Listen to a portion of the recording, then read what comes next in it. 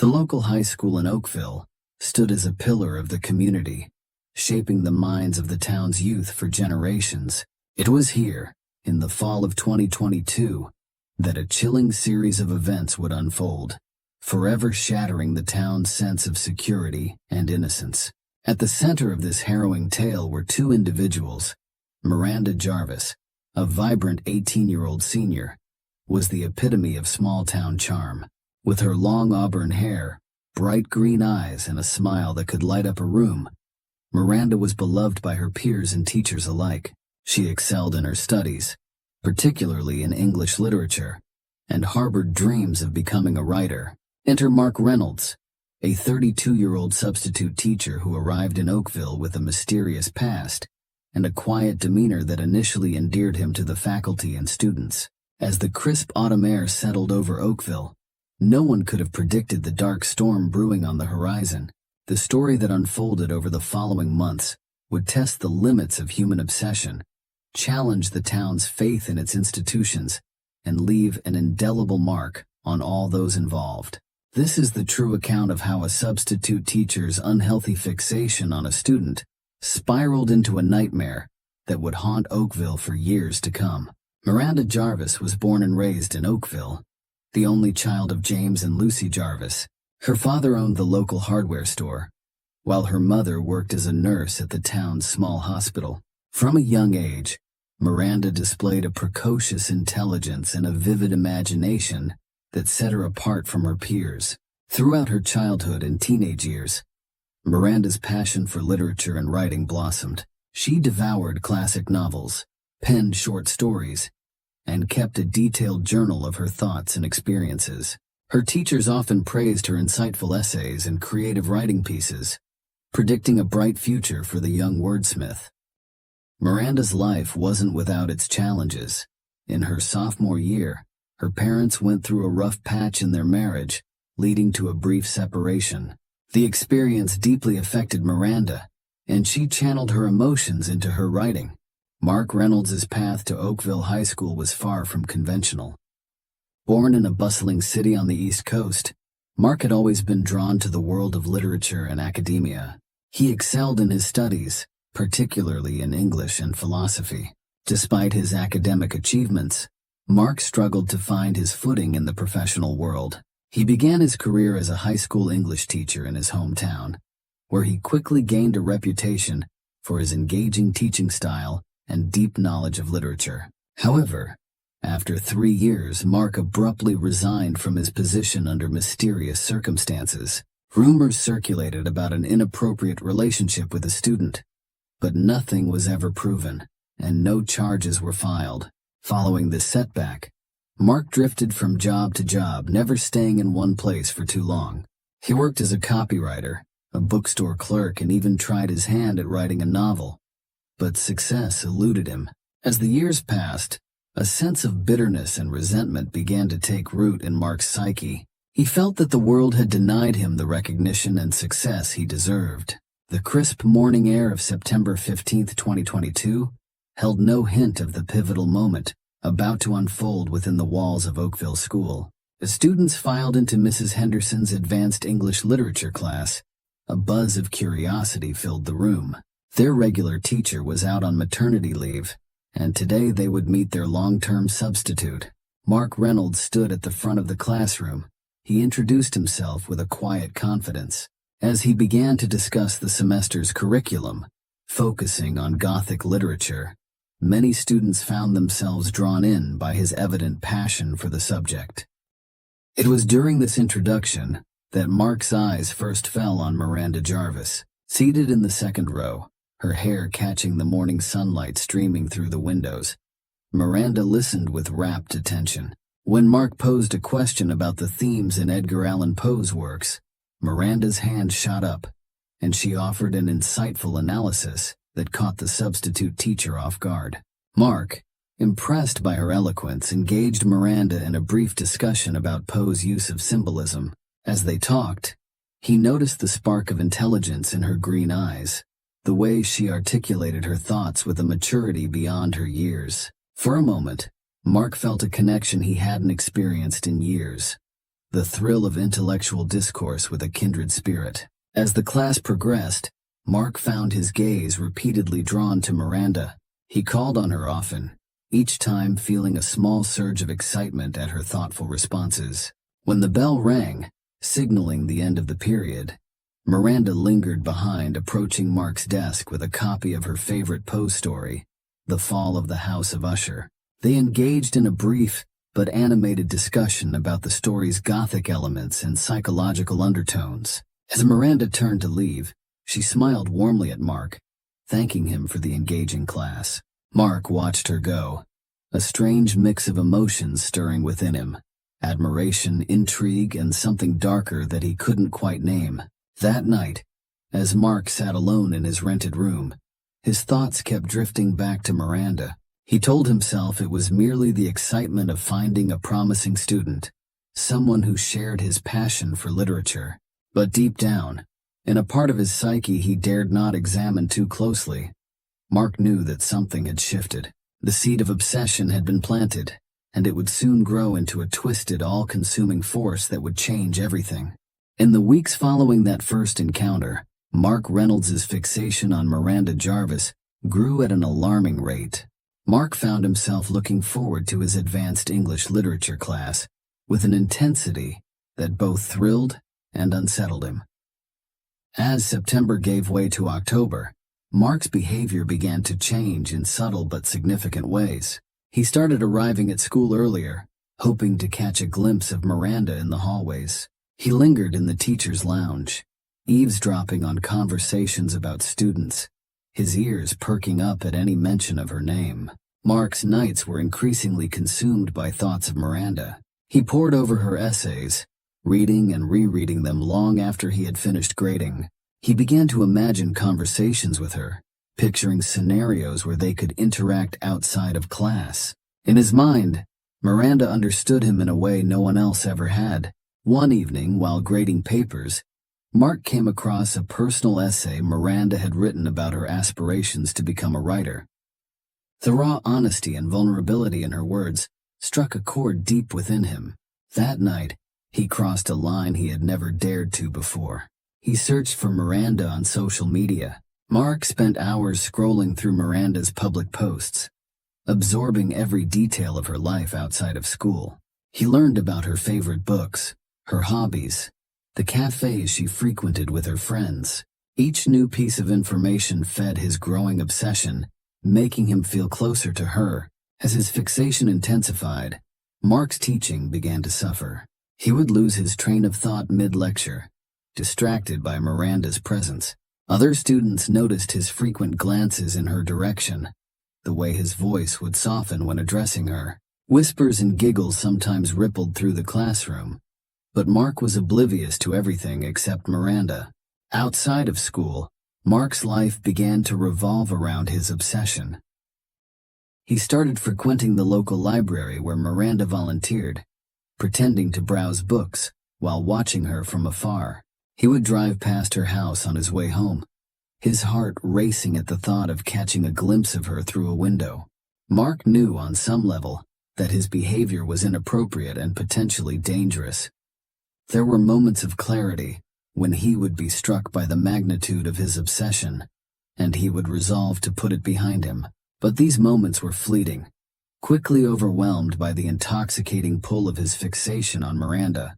As October drew to a close, Mark's obsession reached a fever pitch. He began to fantasize about a future with Miranda, convincing himself that she must feel the same connection he did. The line between reality and his twisted imagination blurred, setting the stage for the disturbing events that were about to unfold. The first truly alarming incident occurred on a chilly November afternoon.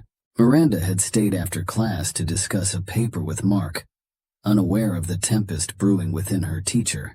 As she gathered her things to leave, Mark impulsively reached out and touched her hand, ostensibly to take the paper she was handing him.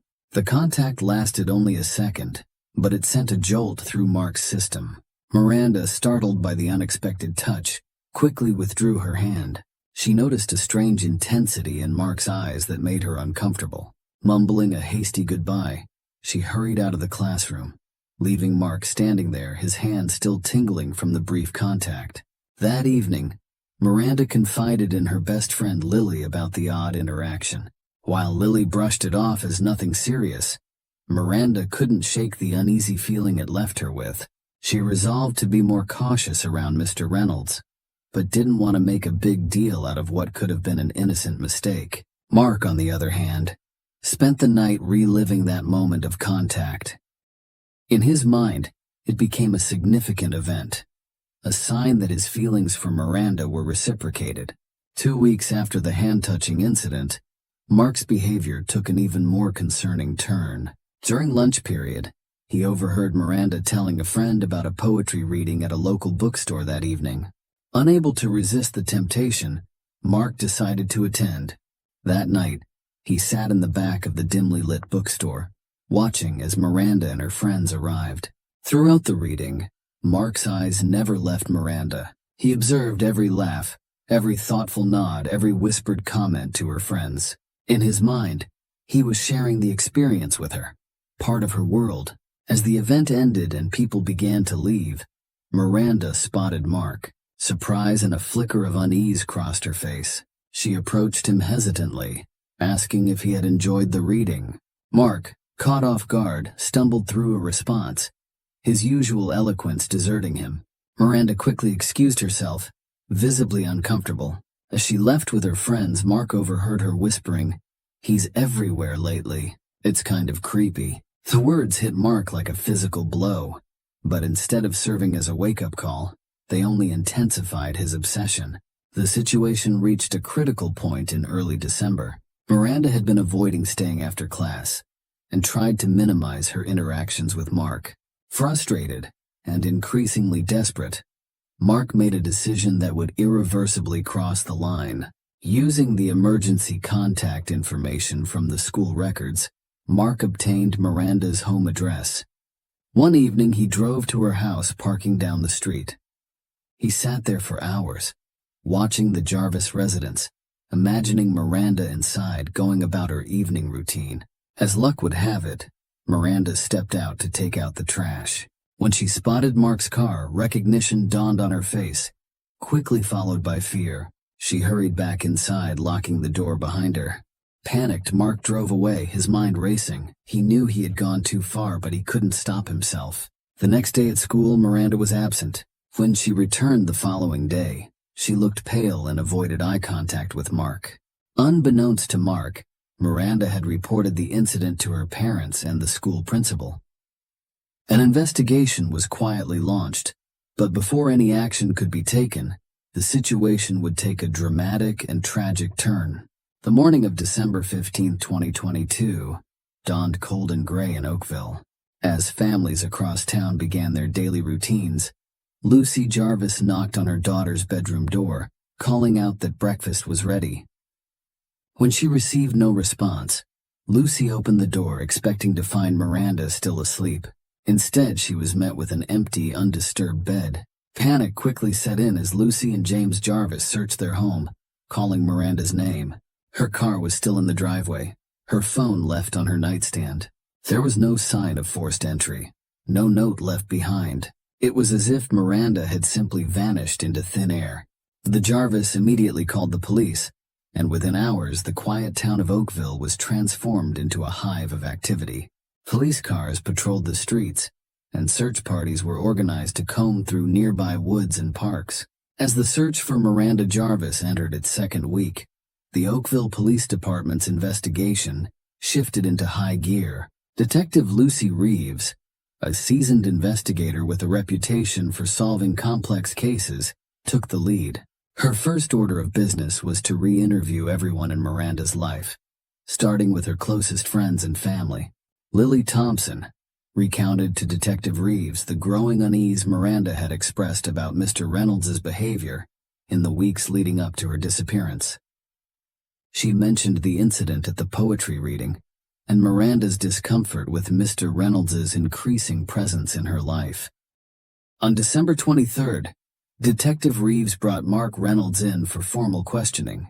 In the stark interrogation room of the police station, Mark sat across from Reeves, His usual composure noticeably shaken, Detective Reeves began the interview casually, asking about Mark's background and his time at Oakville School. As the questions turned to his relationship with Miranda, Mark's responses became increasingly evasive.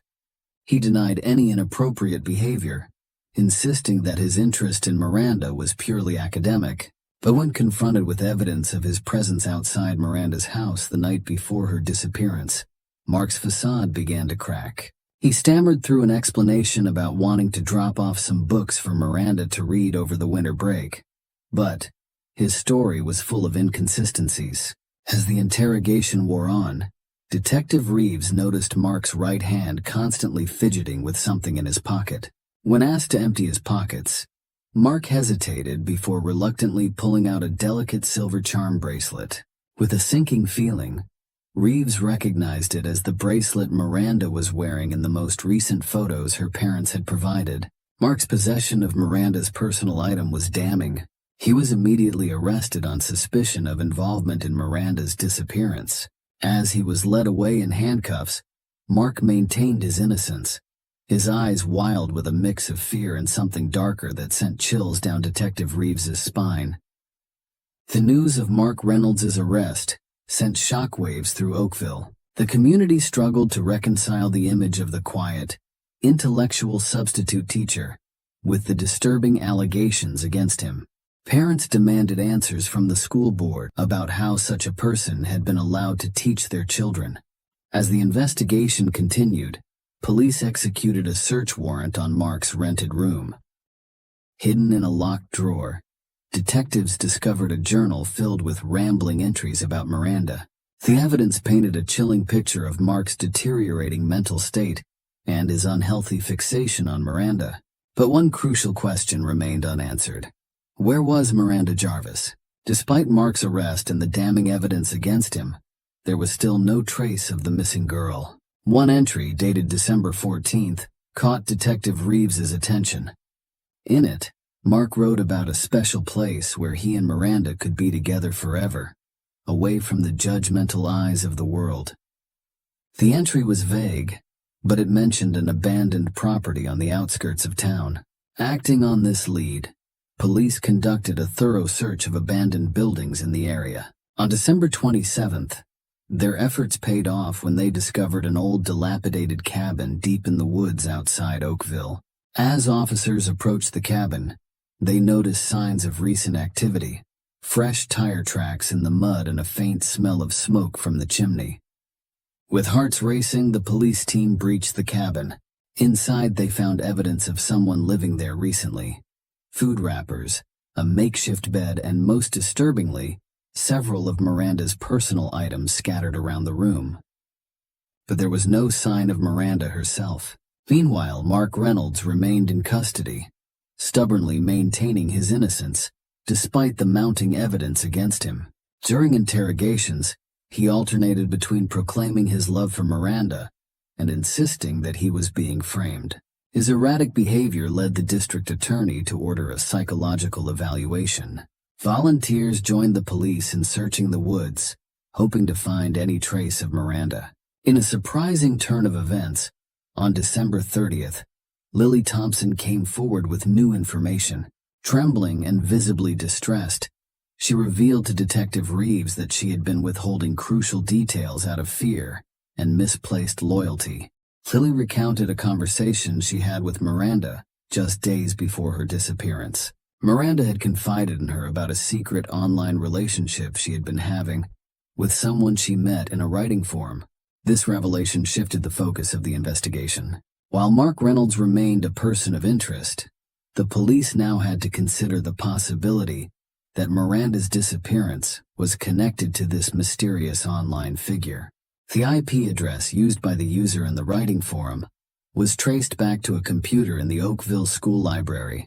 Cross-referencing the times of the online interactions with the school's records, Reeves found that they coincided perfectly with Mark Reynolds' free periods. This revelation cast the entire case in a new light. Mark hadn't just been obsessing over Miranda from afar. He had been actively manipulating her, creating a false persona to gain her trust and lure her into a meeting. Armed with this new information, Reeves confronted Mark in another intense interrogation. Initially, he tried to maintain his innocence, but as Reeves laid out the evidence piece by piece, Mark's carefully constructed facade began to crumble. In a chilling moment, Mark's demeanor suddenly shifted. Gone was the nervous, protesting teacher, replaced by a cold, calculating individual. With an unsettling calmness, he began to reveal the full extent of his deception. Mark admitted to creating the online persona months earlier. Long before he came to Oakville, he had been grooming Miranda online, gaining her trust and fueling her dreams of becoming a writer. It was just after dawn when a search dog picked up a scent. Following the dog's lead, rescuers pushed deeper into the forest, hope and dread warring in their hearts. As they crested a small hill, they spotted a flash of color against the dull winter landscape: Miranda's bright blue jacket. Miranda Jarvis was found huddled in the hollow of an old oak tree, cold, dehydrated, and terrified, but alive. As Miranda recovered in the hospital, surrounded by her overjoyed parents and a protective police presence, the full story of her ordeal came to light. She recounted how she had agreed to meet mysterious online user at the cabin, believing it to be a surprise, arranged by a supportive mentor. The shock and terror she felt upon discovering Mark's true identity drove her to flee into the woods, where she had been wandering and hiding for over 2 weeks, surviving on stream water and whatever edible plants she could recognize. The aftermath of Miranda's rescue and Mark's arrest was far-reaching. The school faced intense scrutiny over its hiring practices and student protection policies. Several administrators resigned in the wake of the scandal, and the school board implemented stringent new background check procedures for all staff. Mark was convicted on multiple charges, including kidnapping, stalking, and child endangerment. He was sentenced to 25 years in prison, without the possibility of parole. For Miranda and her family, the road to recovery was long and challenging. Miranda underwent extensive therapy to deal with the trauma of her experience. She found solace in writing, using her journal to process her emotions, and eventually turning her story into a powerful memoir that would go on to help other survivors of stalking and abuse. As for Oakville, the town would never be quite the same. The innocence of small-town life had been shattered, replaced by a wary vigilance. Yet in the face of this tragedy, the community had come together, demonstrating the power of collective action and the resilience of the human spirit. The case of Miranda Jarvis and Mark Reynolds serves as a chilling reminder of the dark undercurrents that can exist beneath the surface of even the most seemingly idyllic communities. It highlights the vulnerability of young people in an increasingly connected world, and the insidious ways in which predators can manipulate and exploit their victims.